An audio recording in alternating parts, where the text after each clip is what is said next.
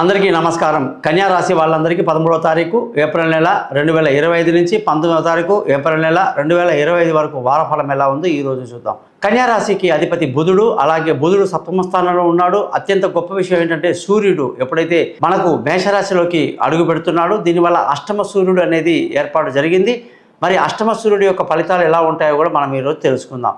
ముఖ్యంగా సూర్యుడు ఉచ్చస్థితిలో ఉండే స్థానం ఏదంటే అది మేషరాశి. 1 మంత్ అక్కడ ఉంటాడు. అందులో అష్టమంలో ఉండడం వల్ల ఆరోగ్యం పట్ల చాలా జాగ్రత్త వహించాల్సి ఉంటుంది.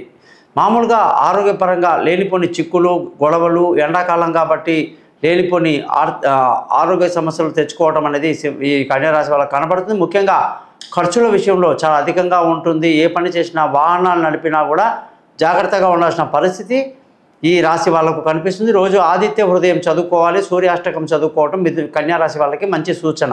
ఈ వారంలో విందులు వినోదాలు పాల్గొంటారు, సంతోషంగా ఆనందంగా ఉంటారు, మంచి శుభవార్తలు అందుకుంటారు, ఉత్సాహంగా ఉంటారు, ఆత్మశక్తి బాగా కలిగి ఉంటారు. ఎక్కడ ఇబ్బంది కనిపించడం లేదు. కన్యా రాశి వాళ్ళకి ధన ఆదాయం చాలా బాగుంది, కుటుంబ సంతోషం చాలా బాగుంది, పిల్లల చదువులో మంచి పురోగతి, వాళ్ళ భవిష్యత్తు గురించి మంచి ప్రణాళిక రచిస్తారు. ఏ స్కూల్లో జాయిన్ చేయాలి, ఏ విధంగా చదివించాలి, వాళ్ళకి ఏది మంచిది, ఏ సబ్జెక్ట్లో వాళ్ళు ముందుకెళ్తారనే ఆలోచనలు కూడా కుటుంబంలో కలిగి ఉంటాయి. సంతోషాన్ని, ఆనందాన్ని కలిగి ఉంటారు. ధన ఆదాయం సమృద్ధిగా ఉండడం వల్ల ఏ సమస్య లేదు. బంధువుల, స్నేహితుల సహాయ సహకారాలు ఈ రాశి వాళ్ళకి బాగుంది.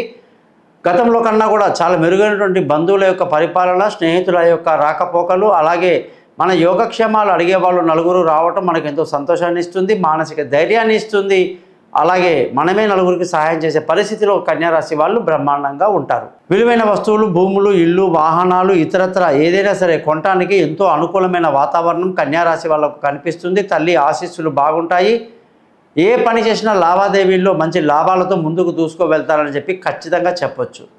సంతానపరంగా చూసుకుంటే ఆ సప్తమంలోకి రావటం వల్ల సంతానం అంటే పిల్లలు వాళ్ళ భవిష్యత్తు చాలా బాగా రచిస్తారు. వాళ్ళ భవిష్యత్తులో వాళ్ళు ఏమవుతారు, ఎక్కడికి వెళ్తారు, ఏ దేశంలో వెళ్ళాలి, ఎక్కడ చదువుకోవాలి, ఏ యూనివర్సిటీలో వీళ్ళకి అనుకూలంగా ఉంటుంది, ఏ సబ్జెక్టులు అయితే బాగా రాణిస్తారు, ఇవన్నీ కూడా బాగా డిస్కస్ చేస్తారు.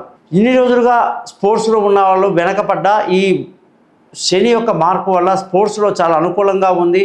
ఉన్నత శిఖరాలకు స్పోర్ట్స్ మ్యాన్స్ చేరడం జరుగుతుంది. అమ్మాయిలు కానీ అబ్బాయిలు కానీ ఉన్నత స్థితిలోకి చేరుకుంటారు. అలాగే తెలివైన నిర్ణయాలు చాలా బాగా తీసుకుంటారు. దూర ప్రయాణాలు చాలా అనుకూలంగా ఉంటాయి. చాలా అద్భుతంగా ఉంది. అటువంటి విషయాలు ఇబ్బంది లేదు. అలాగే ఆరోగ్యపరమైన విషయంలో కొంత జాగ్రత్తలు తీసుకోవాలి. అనవసరంగా అనారోగ్య సమస్యలు కొని తెచ్చుకోవడం అనేది జరగకూడదు. ముఖ్యంగా శత్రువుల మీద ఒక కన్నేసి ఉంచటం, అలాగే ఈ వారంలో అప్పులు, రుణ బాధలు జాగ్రత్తగా ఉండాల్సిన పరిస్థితి కనిపిస్తూ ఉంది.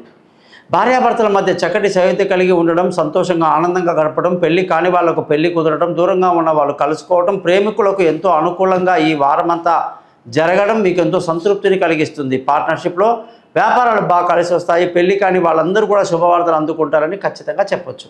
ఈ వారంలో అదృష్టంగానే చూసుకుంటే మంచి అదృష్టవంతులు, తండ్రి పెద్దల యొక్క ఆశీస్సులు అన్నీ బాగా లభిస్తాయి. అదృష్టం బాగా కలిసి వస్తుంది. ధర్మ మార్గంలో ప్రయాణిస్తారు. అనేక రకాలుగా శుభాలు అందుకుంటారు.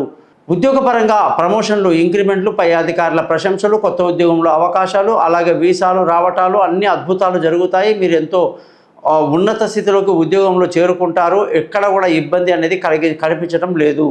ఇంటర్వ్యూలు సక్సెస్ అవుతాయి. కొత్త ఉద్యోగంలో నిరుద్యోగులకి కొత్త ఉద్యోగాలు వస్తాయని ఖచ్చితంగా చెప్పాలి. ముఖ్యంగా కన్యా రాశి వాళ్ళందరికీ వ్యాపార పరంగా మంచి లాభాలు వారం మొదట్లో చాలా బాగుంది. సోమ, మంగళ, బుధ, గురు వారాలు మంచి లాభాలతో దూసుకు వెళ్తారు. తర్వాత వారాంతంలో కూడా వ్యాపారంలో మంచి లాభాలు కూడా కన్యా రాశి వాళ్ళకి కనిపిస్తూ ఉంది.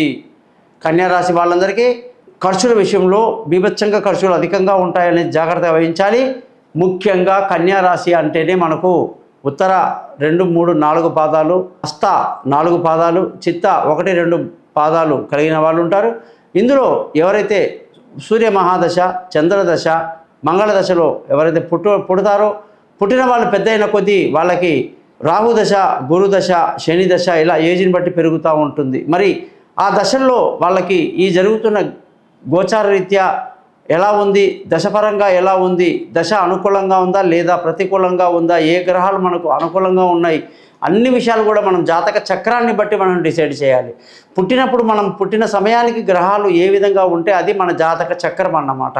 12 గదులు గీసి అందులో లగ్నం ఏది, నక్షత్రం ఏది, రాశి ఏది నిర్ణయించి ఆ తర్వాత ఏ ఏ గ్రహాలు ఏ ఏ గదుల్లో ఉండడం వల్ల ఎటువంటి మంచి చెడు భవిష్యత్తు అసలు ఆయుష్ ఆరోగ్యము అన్నీ అంటే భార్య భర్తలు ఉద్యోగము సద్యోగం వ్యాపారము తల్లి తండ్రి బంధువులు ఒకటా రెండా ఎన్నో విషయాలు అందులో మీకు కనిపిస్తాయి అన్నమాట. అవన్నీ కూడా మనం కూర్చొని డిస్కస్ చేయొచ్చు. 15 నిమిషాలు మీ జాతకం మొత్తం మీకు రికార్డ్ చేయడం జరుగుతుంది. 50 పేజీల జాతకాన్ని మీకు మెయిల్ చేయడం జరుగుతుంది. కాబట్టి గురుదక్షిణ ఉంటుంది. మీరందరూ కూడా నన్ను కాంటాక్ట్ చేయండి. మీ సమస్యలన్నిటికీ సింపుల్గా నేను సమాధానం ఇస్తాను. కాబట్టి ఈ ఛానల్ పేరు thesimpleastrologer.com అని చెప్పి తెలియజేస్తూ ఖచ్చితంగా మీరు నన్ను కాంటాక్ట్ చేస్తారని ఆశిస్తూ మీ నుంచి సెలవు తీసుకుంటున్నాను. మీ గోపాలయ్య.